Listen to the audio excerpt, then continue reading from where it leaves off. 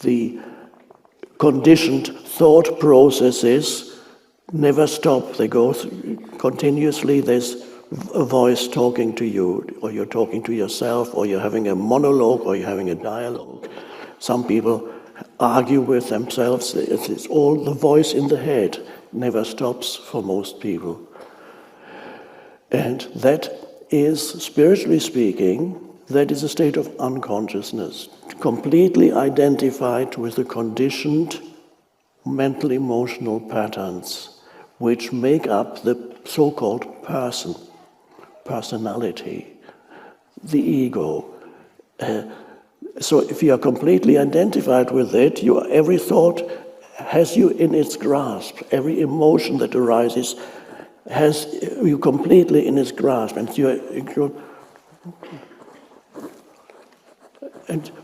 you're thinking, you think you're thinking, but you're not thinking. Thinking happens to you.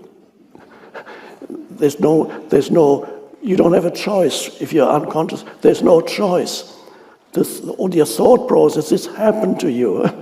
You're at the mercy of your thoughts, the conditioned thoughts in your head.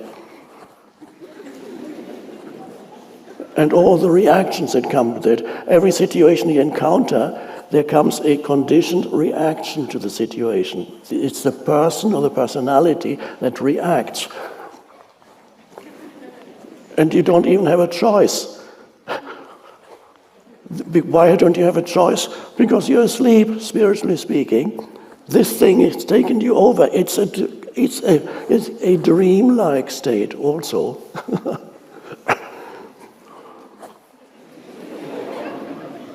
And you can see often people are completely up there. They're not really here. You can see sometimes the complete absence in a person's eyes. They're not really here, they're asleep. But they're thinking very hard, so there's...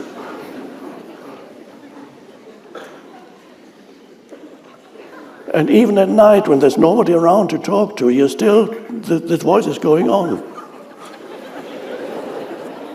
And it's telling you, I have these problems. Oh, what's going to happen next? Oh, awful, sick, my God. I can't take any more of this. What's my life come to? I imagined something different when I was 20 years old. I imagined something really very different. Why did it all go so wrong? Well, many people actually have that feeling that something that has gone drastically wrong in my life. And with others, it's a mixed bag. Some things went okay, and others didn't. It depends what their mind... And your mind tends to focus more on the negative than the positive. Much more memorable, the negative, than the positive. If you go on vacation and everything goes perfectly fine, okay, you remember some nice moments and sunsets. But if something went drastically wrong, you remember that for the rest of your life, and you talk about it continuously. You tell the story of what went wrong. If everything went fine, you don't talk about it. We had a wonderful holiday. Oh yeah, okay, so that's the end of it. But you know what happened? We went into our room and there was these cockroaches crying on the floor, and then the water was coming through the ceiling, and then they stole all my bags. Oh my God. It's so interesting. And then you know what he said to me? He said, "How dare you?" And I said, "How dare I? What about you? You are the one with the biggest ego," I said. And then he started hitting me, and whatever. And the stories go on and on. And so a lot of things, the negative things are much more memorable. That's the ego focuses on that. It loves its enemies, and every negative situation is the ego's enemy. And then it can claim, it can enhance its fictitious identity through the more enemies you have, the stronger your fictitious sense of self becomes. Entire nations do that too. They need their enemies. Except Sweden, so peaceful.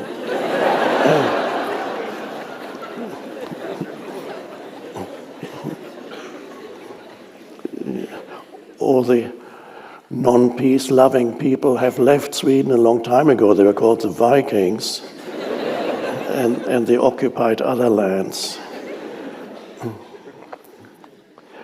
So then we have in Indian spiritual philosophy or psychology, there's a word that's been around for a long time. It's called Turiya. Turiya means the fourth, first, second, third, fourth. Turiya is the fourth. It refers to a state of consciousness. They divided the human consciousness into these four parts. There is dreamless sleep. There is the dream state in sleep. There is the state of wakefulness, that is ordinary human consciousness. And Turiya is the awakened state of consciousness. That's the fourth state of consciousness. They've been talking about that for hundreds of years, thousands of years.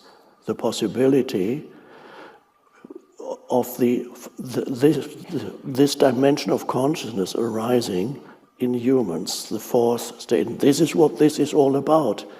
And it is not some distant possibility that you may achieve in some future lifetime, as many people still believe that. Many Buddhists, I've met Buddhists who say, I think I'll need another 15 lifetimes.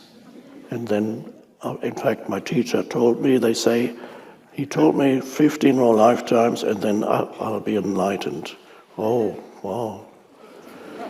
Okay, that's right. Well, you have plenty of time, so you can stay unconscious now. It's okay. But the strange thing is, the awakened state of consciousness is already there within you. It's just covered up, hidden